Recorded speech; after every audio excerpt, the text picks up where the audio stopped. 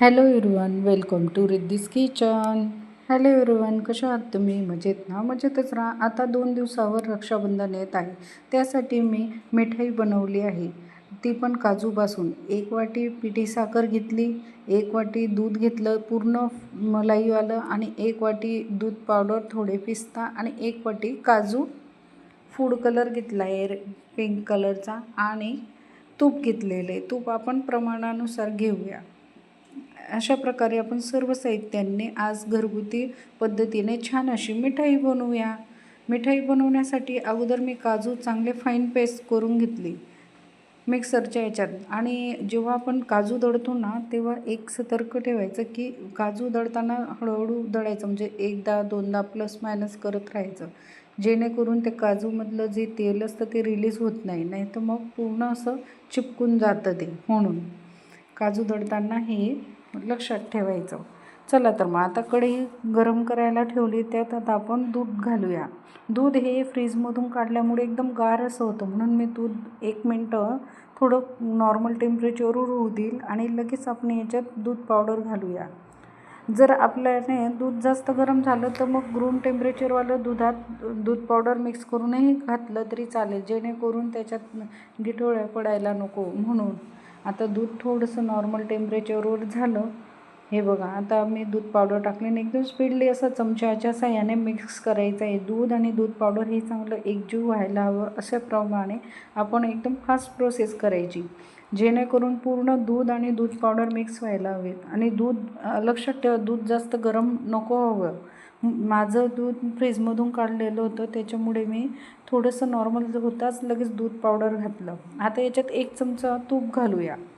साजूक तूप घातलं आणि मिक्स करून घेतलं. आता दूध पावडर घातल्यामुळे काय आहे की आता आपल्याला चमचा कंटिन्यू हलवायचा आहे, जेणेकरून हे दूध पावडर खाली कढईच्या बुंदेला लागायला नको म्हणून. आता हे पूर्ण असं मिक्स करून घेऊया. हे बघा, आणि एकसारखं 2 ते 3 मिनटं चाळत राहूया, जेणेकरून दूध पावडर लागायला नको. आता जो काजू दळले होते तेही आपण त्याच्यात घालून घेऊया, जेणेकरून काजू, दूध आणि दूध पावडर हे छान असं शिजून जाईल. आणि हे बघा, 2च मिनटात घट्ट असं थिकनेसपणा येऊन गेलेला आहे. आता याला कंटिन्यू आपल्याला चमचा चालवायचा आहे, जेणेकरून कढईला लागायलाही नको आणि हे एकदम छान असं मिक्स व्हायला हवं म्हणून. आता याच्यात मी अर्धी वाटीच पिठी साखर घातली. पिठी साखरमध्ये मी वेलदोडेही टाकून दिले होते दळताना. आता तुम्हाला तुमच्या गोडप्रमाणे घ्या. तुम्हाला जर जास्त गोड खायची सवय असेल तर तुम्ही 1 वाटी पण घातली तरी चालेल, पण मी अर्धीच वाटी पिठी साखर घातली आणि पूर्ण मिक्स करत गेली. हे बघा, आता बॅटर हे आपलं घट्ट होत येत आहे. एकदम 3 ते 4 मिनटातच हे एवढं घट्ट होऊन गेलं की आपल्याला म्हणजे मिठाई बनवायला जास्त वेळ लागत नाही. फक्त कंटिन्यू चमचा हा चाळत राहावा लागतो, जेणेकरून कढईला लागायला नको. आणि मंद आचेवरच आपल्याला हे पूर्ण तयार करायचं आहे.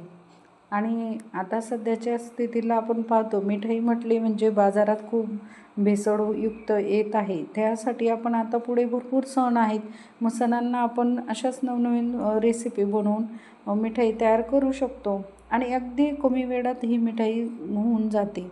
आणि जास्त वेळही लागत नाही आणि टेस्ट तर इतकी छान होते की काय सांगावं. हे बघा, बोलता बोलता आपलं बॅटरही मस्त घट्ट येत आलं आहे. हे हळूहळू असंच शिजवायचं आहे, जे फक्त 10 ते 15 मिनटातच आपले मिठाईचं बॅटर तयार होऊन जाईल. हे बघा, अशा प्रकारे. आणि कंटिन्यू चमचा हलवायचा आहे. आपण चमच्याच्या सहाय्याने त्याला मिक्स करत राहायचं, नाही तर काय होतं, खाली बुडाशी लागून करपायला लागून जाईल. त्याच्यासाठी कंटिन्यू हे मिक्स करत राहायचं. हे बघा, आणि जसं जसं वेळ होत चाललं आहे तसं तसं बॅटर एकदम छान असं घट्ट होत चाललं आहे. आता याची एकदम परफेक्ट अशी हे झालेली आहे. आता मी गॅस बंद करून देईन. आता एक टीन घेतला. तुमच्याकडे जर असा टिफिन असेल तर तुम्ही तेही घेतला तरी चालेल. त्याला बटर पेपर लावला आणि थोडंसं तूप लावून घेतलं. आता हे गॅस बंद करून द्यायचा आणि आपण माझ्याने गॅस थोडं 2 मिनटं एक्स्ट्रा चालला, तुम्ही लगेच गॅस बंद करून द्यायचा. आता अर्धं बॅटर बाजूला काढलं आणि बाकीचं पूर्ण बॅटर आपण टिफिनमध्ये काढून घेऊया. आता तुमच्याकडे जर एखादं मोल्ड असेल केकचा तर तुम्ही त्यातही केलं तरी चालेल. माझ्याकडे टिफिन होता, मी टिफिनलाच बटर पेपर लावून थोडंसं तूप लावून घेतलं आणि हे बॅटर टाकून घेतलं. एक अगदी 15 ते 20 मिनटात होणारी ही अशी रेसिपी आहे आणि घरगुती पद्धतीने बनवून खाल्ली तर एकदम छान अशी वाटली. म्हणजे कुठलंच भेसळयुक्त न करता एकदम छान अशी ही मिठाई झाली होती. हे बघा, आता हाताच्या साहाय्याने आपण चमच्याच्या साहाय्याने पसरवून घेतली, पण याला फिनिशिंग येण्यासाठी आपल्याला परत अजून एकदा हे करावं लागेल. आणि तर बाकीचं जे बॅटर आपण बाजूला काढलं होतं त्याच्यात मी फूड कलर घातला, पिंक कलर. तोही आपण छान मिक्स करून घेऊ. एकदम 2च थेंब टाकला मी, जास्त टाकला नाही. मला जास्त डार्क बनवायचं नव्हतं आणि तेही पसरवून दिलं. आता पूर्ण बॅटर हे पसरून झालं. आता याला फिनिशिंग येण्यासाठी मी 1 वाटीला तूप लावून घेतलं आणि छान असं फिनिशिंग करून घेतलं. हे बघा, अशा पद्धतीने फिनिशिंग करून घेतलं. आता याला आपण थोडंसं रूम टेम्परेचरवर थंड करून घेऊ. तर गार्निशसाठी मी थोडं पिस्ता कट करून तेही घालून घेतले. तुमच्याकडे जर सिल्वर पेपर असला तर तुम्ही तेही लावला तरी चालेल, पण माझ्याकडे नव्हता म्हणून मी पिस्तानेच डेकोरेट करून घेतलं. आणि आता याला रूम टेम्परेचरवर झालं की फ्रीजमध्ये 15 ते 20 मिनटं मी ठेवून घेतलं.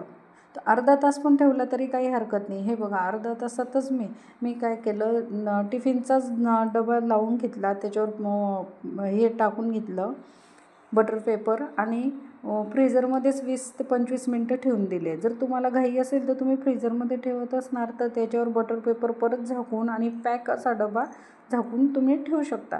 आणि जर तुम्हाला वेळ असेल तर तुम्ही फक्त फ्रीजमध्ये ठेवून 1 तास 2 तास ठेवलं तरी ही मिठाई सेट होऊन जाते. हे बघा, झटकीपट आपली मिठाई सेट झाली. दिसायलाही छान आणि दिसायलाच काय तर चवीलाही एकदम अप्रतिम अशी ही झाली होती. आता रक्षाबंधनच्या मुहूर्तावर तुम्हाला रेसिपी आवडल्यास बनवून पहा आणि रेसिपी आवडल्यास चॅनलला लाईक करा आणि अशाच नवनवीन रेसिपी पाहण्यासाठी झटपट रिद्धी किचनला सबस्क्राईब करा. धन्यवाद. या सर्वांनी मिठाई खाण्यासाठी. अशाच नवनवीन रेसिपी पाहत राहा. धन्यवाद.